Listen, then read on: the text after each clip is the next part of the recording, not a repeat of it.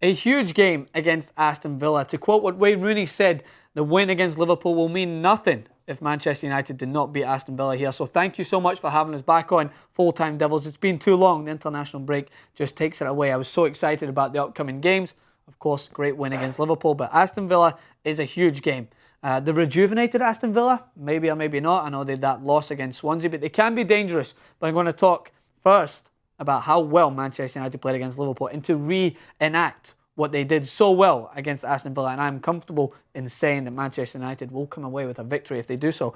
So let's just touch on really quick what Aston Villa offer in attack and how Manchester United can turn this around and exploit it as a weakness. So if you watch Aston Villa in numerous games, they attack wide and they utilise what Tim Sherwood, I'm sure, has noticed is their main strength, and that's their height in the box. They've got two big guys, Burnley and Benteke. They get the ball wide early, whip it in. If you watch the game against Sunderland, both fullbacks and wide midfielders were in on the attack. A lot of the time, they were all caught up, and it was just left with three at the back. One player would maybe drop back in, but they utilised their fullbacks well. And what happens is one fullback rarely stays back, and they hold a high line. They usually get it wide, try and whip it in early to the big men. Sunderland paid the huge cost for this and not marking up early. Manchester United have did a better job in recent games of picking up runners in the box. So I am not too worried about that happening. But what you can do is just turn this right back around them. And that is what Swansea did for their goal against Aston Villa, which ultimately was the winning goal. Clark at the back isn't the quickest guy.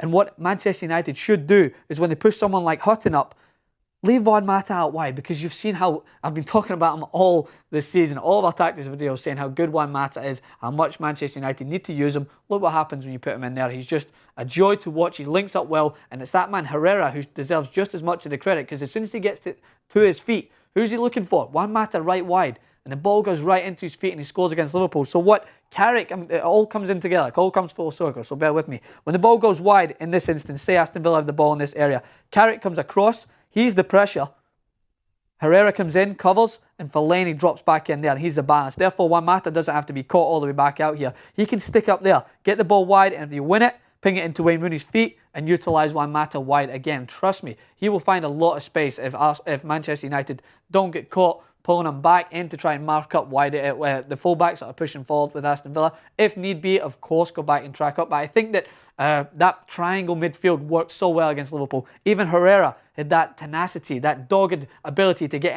in amongst the likes of Steven Gerrard and cause that red card, because he's pressuring the ball. Because with Carrick back there, they've got that stability. You know he's not going to move, but he does get caught out in possession, as we've seen against Liverpool. So he needs to make sure to tune that up. But talking about that's defensively, how they can turn that into attack. But going forward, they need to stick with what's working well. What happens when you push Fellaini higher up the field? It's almost, Louis van Gaal changing this is just plain, it's probably the best marketing strategy for TYT Sports, because it's exactly what I said should be done.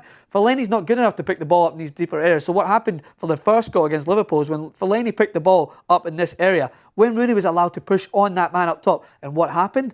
It drew the line right up. So Wayne Rooney managed to push his defenders back. They all come and tucked in. And what happens, the ball was fired into Fellaini, touched it into Herrera, and it's rapid passing. It's direct, quick movement. And Aston Villa hold a high line. So you're going to have a lot more space in behind. So the key to this is utilise Fellaini, who's in a hot run of form at the moment as well with Belgium. Get the ball into his feet quicker. Push Wayne Rooney onto the last man, and it will create so much space for the likes of Herrera and Matas. So, I mean, the key points to finish on is just understand that Aston Villa will throw their fullbacks forward. Tim Sherwood does like to utilise that, but turn it around, exploit it as their weakness. Allow Mata to press wide, keep him up there, and use that midfield three, that diamond midfield of Fellaini, Herrera, and Carrick to work together to make sure that you close down, you've got enough cover if the ball goes put out to wide areas, and then get it out, get it quickly out to Mata, get it up to Wayne Rooney's feet, and counter-attack the way Manchester United do.